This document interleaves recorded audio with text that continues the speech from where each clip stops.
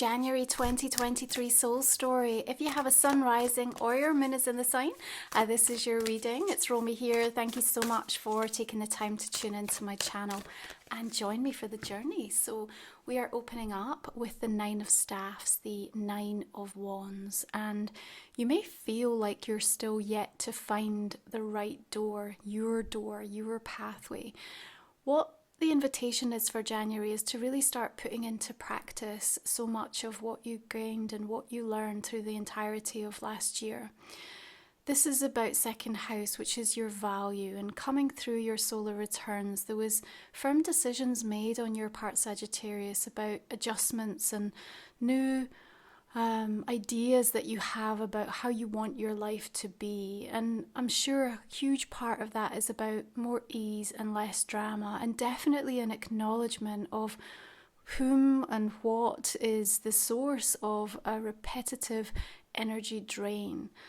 You are almost being invited to recognize where you've constantly been in this energy of preparing for battle, because the wounded warrior, which is often known as the Nine of Wands, is saying enough. Now there's a perseverance here, because we know that we're really close to being able to find ourselves at the other side of some sort of maze or journey that we've been on that feels like we've had to go round in circles. In fact, in the beginning part of the month, with Mercury and Mars still retrograde, there is this energy of like repeat so that we can repair.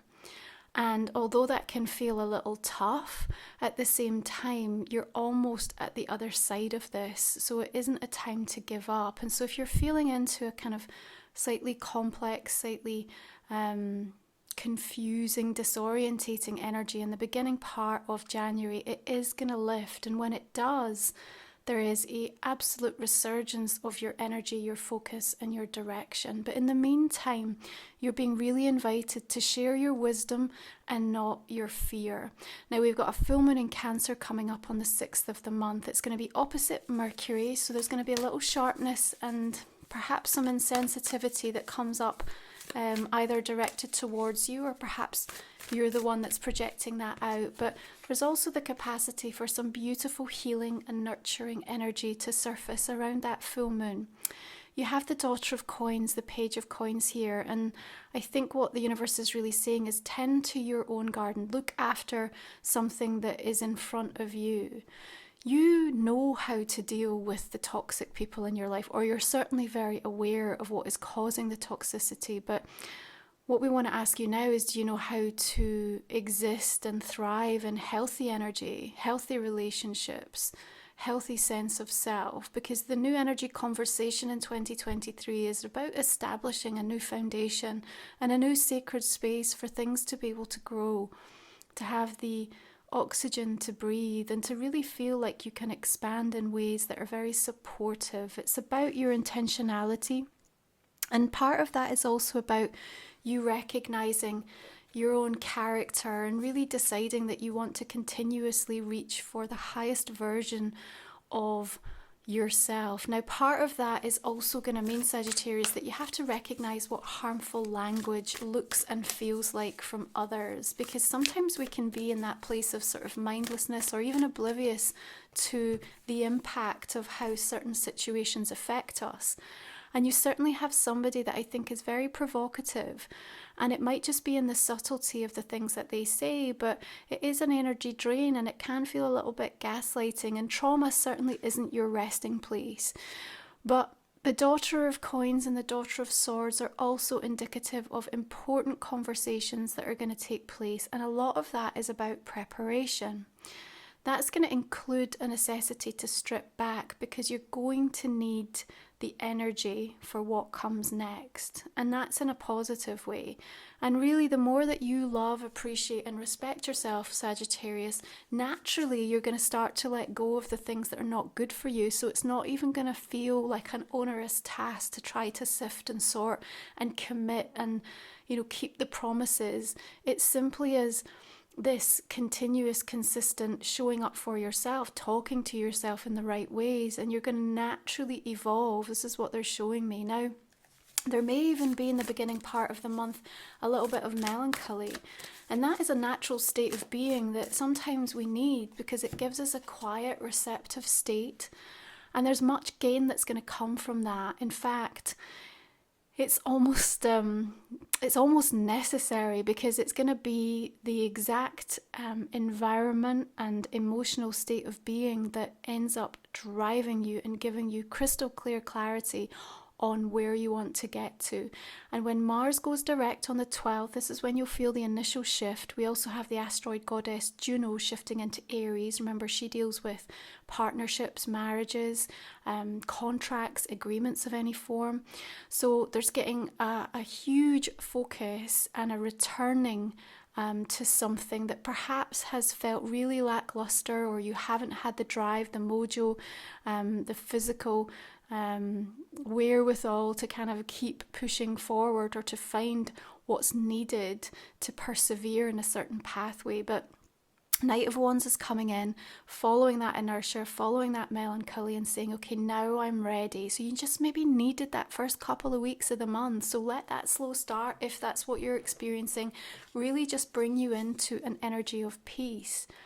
Now, I've created a 2023 Vision Quest workbook for you to basically support the release of the energy of 2022 and align soulfully, mindfully, intentionally towards the vision that you're laying out for yourself in the next 12 months. There's 2 guided meditations. It's 70 pages worth of wisdom and rituals and card spreads. So please check it out. You'll find the link in the comment and the description box underneath. So we have new planning. And I love this for you, because I think that the plan is probably a plan that's already been discussed or considered, or perhaps in some form or another in place.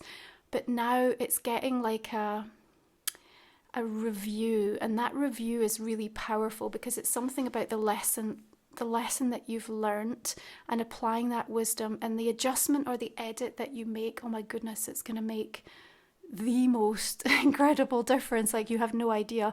So if you're feeling called back to something, and even if you feel like, oh gosh, like how much have I already invested in this? Is it the right thing at this stage to try to now go back and refine it or change it? Well, the answer to that is yes, because what's come through and the conversations that are going to be centered around this is everything that you wanted it to be, everything that you thought it was capable of, okay? Now, let's be frank here, because there's something incredibly complicated that I'm picking up that's also connected to this. And it may be that there's not necessarily a workaround or a solution immediately at hand to you in regards to that. But what my guides are saying is that complicated can coexist beautifully with the clarity and the knowingness of what needs to be done.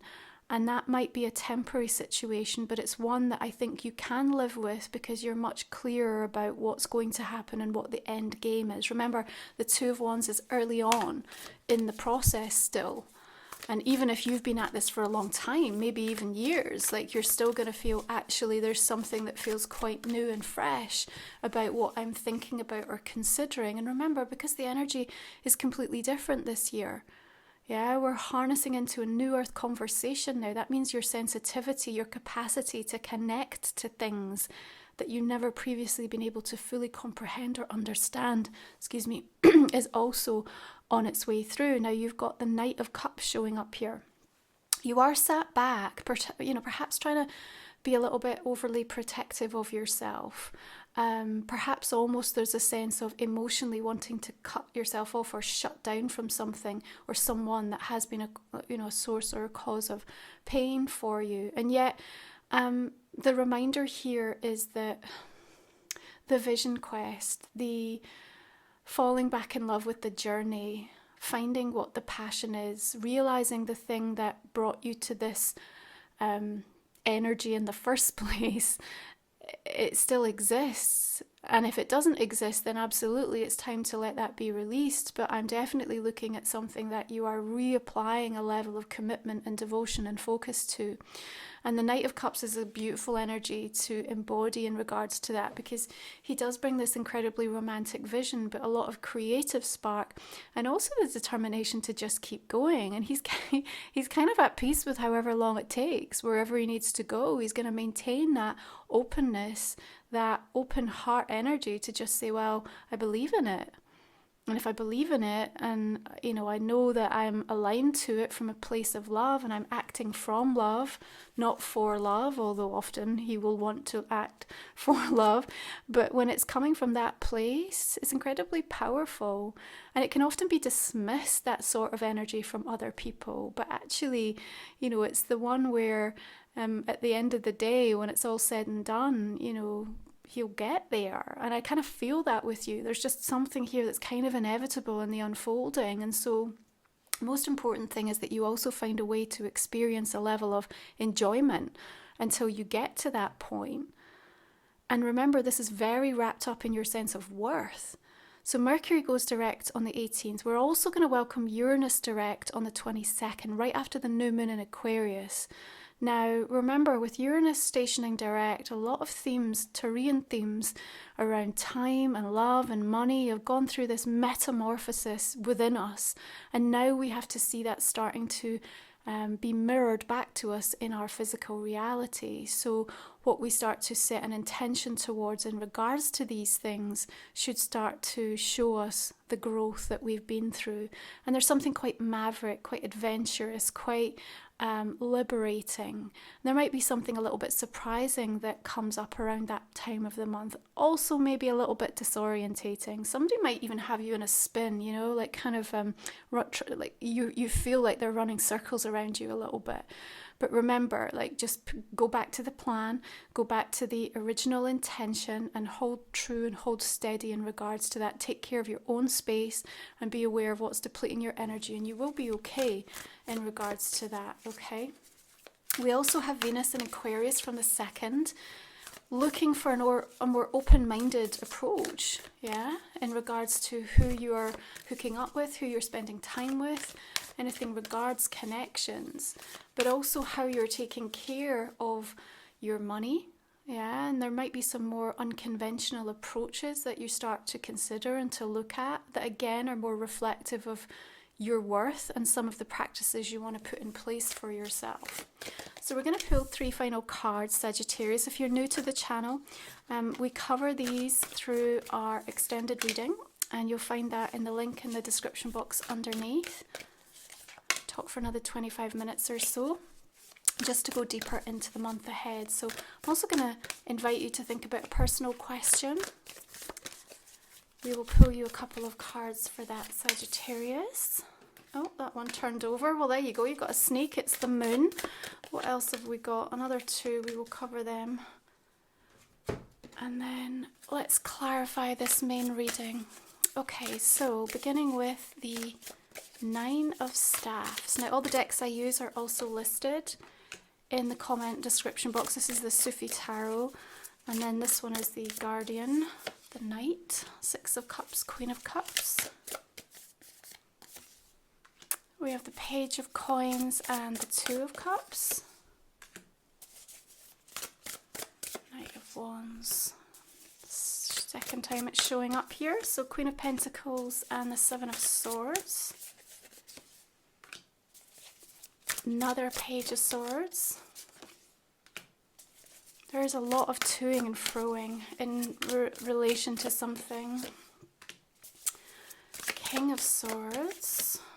Like that for you. Another Knight of Cups. Interesting. Might be a Pisces, Cancer, Scorpio energy.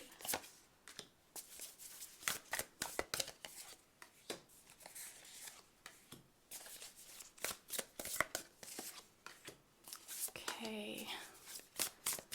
A couple more. And then we're also going to use my Life Soul Vision Oracle deck that came out in 2022. You can find the link for that in the comment and description box. Check it out over on my website.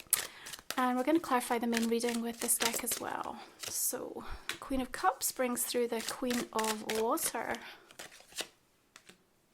Soul Stories, that has been showing up almost every reading.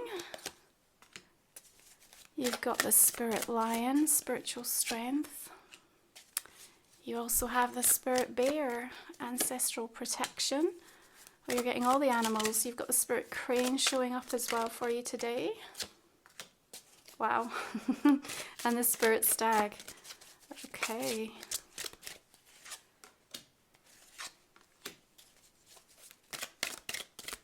One more. Let's do one on its own as well. The Guide and the Gift. Beautiful. And finally, I'm going to use the Divine Animal Oracle as well. So Sagittarius, January. Let's get your cards. You have the Lioness, protection. Beautiful. Okay, thank you so much for tuning in. If you would like to join me for the extended, we will continue this conversation. If not, I wish you well, and I look forward to seeing you again next time. Thanks for tuning in. Be sure to check out your 2023 Vision Quest workbook in the comment and description box underneath, as well as my deck, if you're resonating with the messages. Okay, you take care. Bye for now.